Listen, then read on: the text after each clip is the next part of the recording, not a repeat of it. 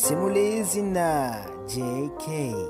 Leo katika simulizi na JK tunayo simulizi ambayo inahusiana na matukio manne ya kutisha yaliyonaswa na CCTV kamera hapa Tanzania.